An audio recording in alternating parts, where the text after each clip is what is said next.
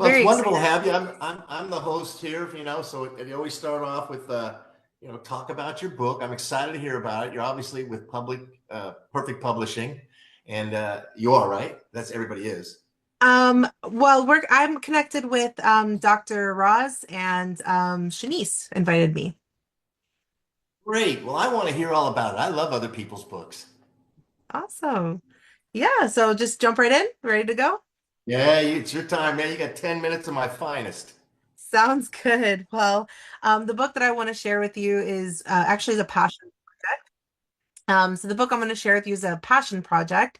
It wasn't actually something I had on my radar to write. I never really thought to write about a children's book. My jam is really nonfiction, testimony, pain to purpose stories. That's really my jam. But I thought, I have two kids. I have a soon to be 6-year old and a soon to be 3-year old. And I thought about, wanting to leave behind something for them, something that they could engage with, where they're not going to really be able to engage with my other books until they're a little bit older to grasp some of those concepts and things. So, God put this on my heart, and it's called God, Why Did That Happen? And I wrote it literally in 3 days. So it was definitely something that I didn't expect to write. But the core idea behind it is really because as a child, I was very inquisitive and I had a lot of questions. And part of my testimony is that, I grew up in the church, and because I was so inquisitive, not everybody always, maybe the church leaders were not able to answer certain questions that I had. And so one of the things that, a lot of kids ask is, why do bad things happen? And I feel like for a lot of people that can be a seed that gets planted early on, where if there's not an answer to that, I mean, I know adults who still struggle with this question. Why do bad things happen? And so, from a faith lens, it can be difficult to kind of wrap your mind around that exact concept and topic. So, that's really what this book really tackles is why do bad things happen? And especially to good people, right? To people who we feel like maybe don't deserve those bad things to happen to them.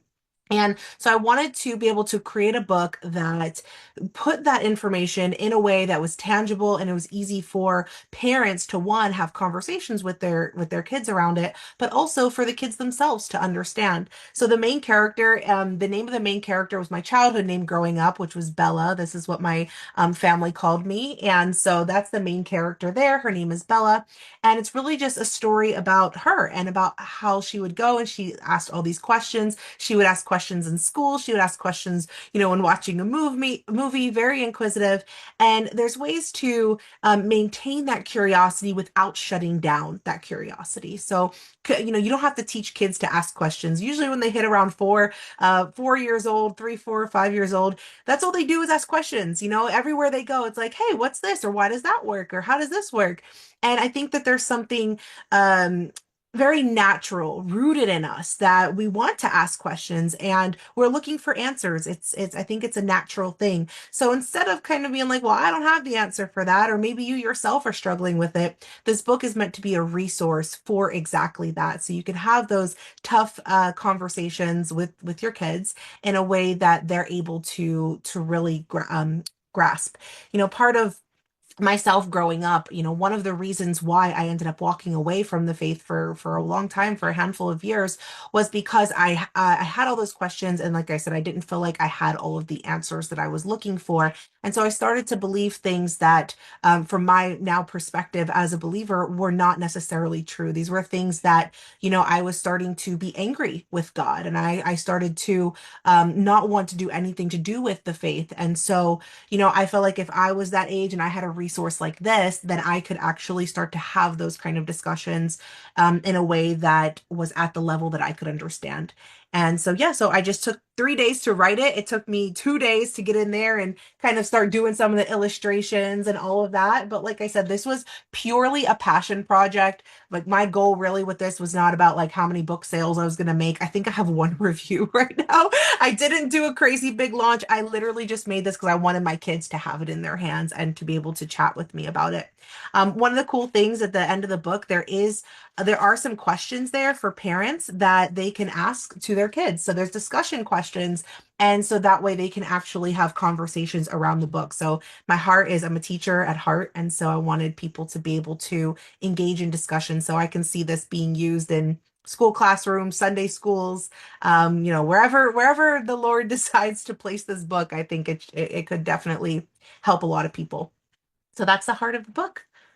Well, you're very passionate about it, and it's coming through the screen. Did you hear me say that? I'm not sure. Yes, yes. Yes, it's coming through the screen big time. I love it when people love what they've done, and I think some of the best books are done in like 2 days, 3 days. I think I wrote mine in like 5 minutes, and those are like the greatest books because it's right on your head. You got to get it out, and now you can see it. Isn't it wonderful to see it in print?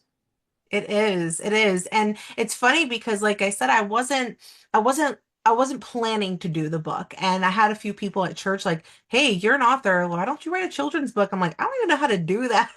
I don't know how to, make this and put this into a level that they could grasp because even in education, I was a seventh I taught high school English, but then I also taught middle school. Still, that's not, child literature level. So I'm like, it was a little bit of a challenge for that, but it was a fun challenge. I always like a challenge. So yeah, people asked for it, so I tried to deliver. That's an excellent connection. I was a teacher too for 14 years, and I did the high school thing. And Mhm. boy, you got to be on your toes in front of them. So I know you got to put on a show every day. You got to make a difference with those kids. And I can tell you really did. And I love the idea of the age group. Your kids, their ages, reading this book, and then the questions at the back. That's fascinating. Yeah, thank you. Yeah, so Yeah. so really what I guess because also now we're homeschooling, so I'm thinking of my son and I'm thinking of that parent that wants to be able to instill certain values or have conversations with their kids and maybe they're struggling like I don't know how to pose this question or something like that. So I love that there are questions there that you can have the conversation with your child that not just is also promotes literacy because you're reading the book and you're asking questions, those comprehension questions, but you're also applying it to the real world. And that's what the point of literature is. When we read literature, it's how does this apply to me in my life? And then how does it apply to the world around me? So it's scaffolded that way in the questions as well. Wonderful. Absolutely wonderful. I love it. Is it on Amazon? It is on Amazon. Yes, definitely go and grab a copy if that is, up your alley, up your jam. And yeah, hopefully you guys love it as much as I loved making it. Well, hey, I don't even have any kids. I'm buying the dang book. I want to write a review. I want to learn something. I want to read those questions. I want to answer them. Awesome. Well, thank Great you so job. much. How can we meet you on social media? That's a question I have to ask on our last minute. Yeah, so on Facebook, Daniella Ordonez, you can find me very easily there.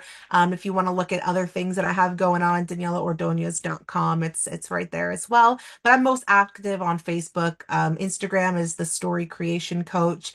I do have TikTok. I'm not on there as much, but that's really where you can connect with all the author-based things.